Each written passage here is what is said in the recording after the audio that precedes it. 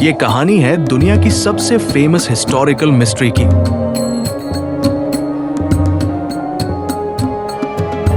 एक ऐसी मिस्ट्री जिसके रहस्य आज तक किंग्स वैली के पिरामिड्स की गहराइयों में छुपे हुए हैं।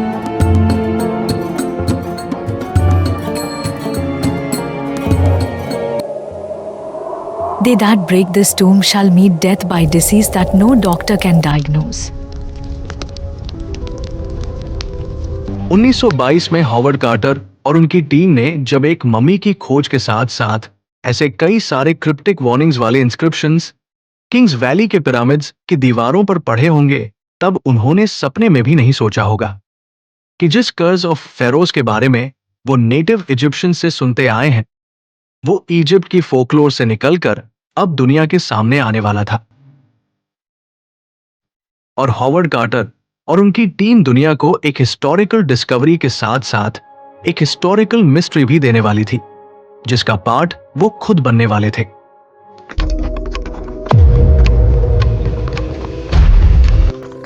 (1922) में जब हॉवर्ड कार्टर के डायरेक्शन में आर्कियोलॉजिस्ट्स के एक ग्रुप ने इजिप्ट की किंग्स वैली में किंग तुतनखामुन की कब्र खोजी, तब इस मिथोलॉजी का जन्म हुआ। कब्र की खोज के बाद कई स्ट्रेंज चीजें हुई, जैसे इस डिस्कवरी के कुछ सालों के भीतर ही इससे एसोसिएटेड लोग मिस्टीरियसली मरने लगते हैं, जैसे कि मम्मी की डिस्कवरी को फंड करने वाला फाइनेंसर हो, डिस्कवरी में हेल्प करने वाले इजिप्ट के नेटिव मजदूर हो, और परमिट करने वाले सूडान के किंग हो, या स्कैनिंग करने वाले डॉक्टरों की अननेचुरल डेथ हो।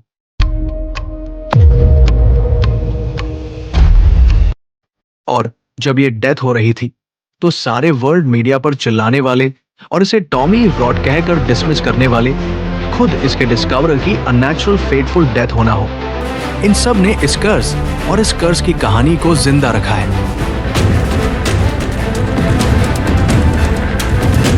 कहानी शुरू होती है 18वीं सदी में, जब यूरोपियन एम्पायर्स ने अफ्रीका को कॉलोनाइज किया, और इस कॉलोनाइजेशन के साथ दुनिया के सामने आए उसके 8 वंडर्स में से एक पिरामिड, जो हजारों साल पहले कैसे बने ये आज भी मॉडर्न आर्कियोलॉजी और आर्किटेक्चर के लिए एक क्वेश्चन है। 18वीं सेंचुरी से 20वीं सेंचुरी तक तब के scientists, adventurers, explorers, historians, archaeologists और लुटेरे, हर कोई पिरामिडों के रहस्य और उन मिस्ट्रीज के साथ दबे हुए खजाने को ढूंढने के पीछे लगा था। मिस्र की पौराणिक कथाओं में मेंशन्ड ऐसे गॉड, गॉडेस, ग्रंथ, स्कॉलर्स और उनकी हिस्ट्री समय के साथ सहारा के उन्हीं रेगिस्तानों में खो गए थे, और ऐसा कोई स्कॉलर, प्रीस्ट और हिस्टोरियन नहीं बचा था जो इस अतीत के बारे में आज सवालों के जवाब दे पाता।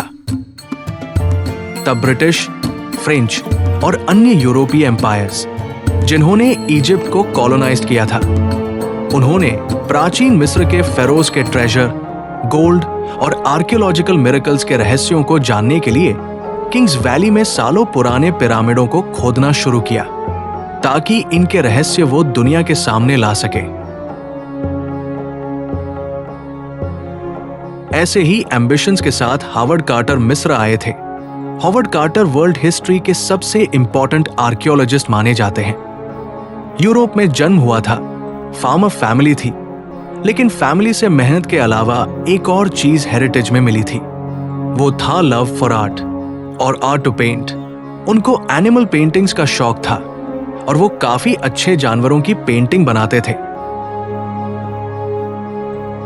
उनके पिता एमहर्स परिवार, जो एक अमीर परिवार था, उनके लिए पेंटिंग करते थे, और 15 साल की उम्र में हॉवर्ड भी उनके लिए पेंटिंग करना शुरू कर देते हैं। लेडी एमहर्स्ट को कला, इतिहास और पेंटिंग का काफी शौक था, और साथ ही एमहर्स्ट परिवार के पास मिस्र की प्राचीन एंटिक्स का एक बड़ा संग्रह था।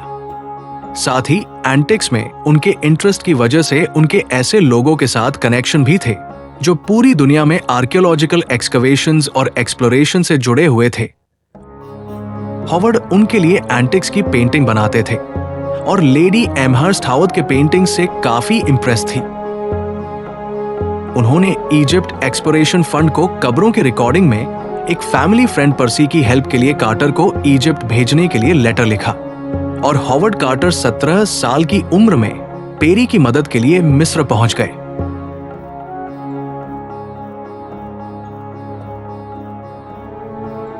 जहां वो पेरी के साथ इजिप्शियन रॉयल प्रिंसेसेस की कब्रों की दीवारों से दृश्यों की पेंटिंग्स करते थे।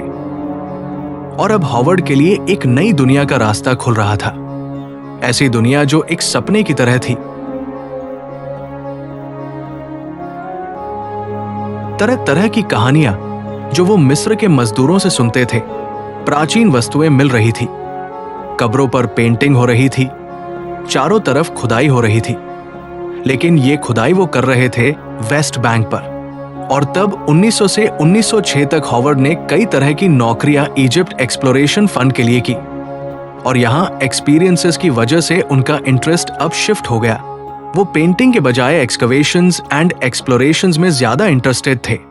वेस्ट बैंक में 6 कब्रें भी ढूंढ ली थी, लेकिन मंजिल अब भी काफी दूर थी और उसकी शुरुआत के लिए वहां जाना था जिस पर सबकी निगाहें टिकी थी, और वो थी किंग्स वैली, जिसका दरवाजा अभी भी उनके लिए क्लोज था।